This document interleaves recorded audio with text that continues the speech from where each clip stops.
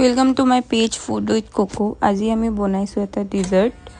এইটো বহুত ইজি হয়। ফাৰ্ষ্ট আমি ব্ৰেডটো অলপমান গৰম কৰি লৈছোঁ। লোৱাৰ পিছত তাতে আমি বাটাৰ দি দিছোঁ। দি কেনে এইখিনি ভালকৈ মিলাই ল'ব। লোৱাৰ পিছত তাতে চেনি দি দিব। চেনিটো জোখমতে দি দিব, আপোনালোকক যেনেকুৱা মিঠা লাগে। তাৰে পিছত ইয়াতে আমি মিল্ক পাউডাৰ 1 চামুচ দি দিছোঁ। দি কিনে এইখিনি ভালকৈ মিক্স কৰি ল'ব। আৰু মিক্স কৰাৰ পিছত ইয়াতে আমি দি দিছোঁ গাখীৰ, যাতে জ্বলি নাযায়। তো গাখীৰখিনি দি কিনে মিক্স কৰি ল'ব ভালদৰে। আৰু তাৰে পিছত আকৌ গাখীৰ দিব। আৰু গাখীৰটো দি কিনে ব্ৰেডটো গাখীৰৰ লগত যাতে ভালদৰে মিলি যায় চেষ্টা কৰিব।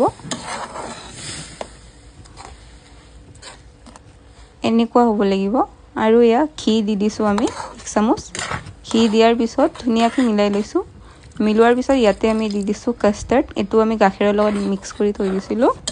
আৰু কাষ্টাৰ্ডটো দিয়াৰ পিছত 5 মিনিট ভালদৰে লৰাই থাকিব। আৰু দেখিছে না কেনেকুৱা হৈছে? এনেকুৱা যেতিয়া ঠিক হৈ যাব তেতিয়া আমি এইটো বন্ধ কৰি দিম গেছটো। আৰু দিয়াৰ পিছত আমি এটা টিফিন লৈ ল'ম।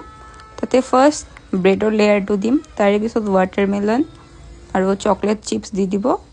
তাৰপিছত সেম প্ৰচেছ আমি ৰিপিট কৰিম। আৰু এইটো ফ্ৰিজত ৰাখি কেনে ঠাণ্ডা ঠাণ্ডা ছাৰ্ভ কৰক।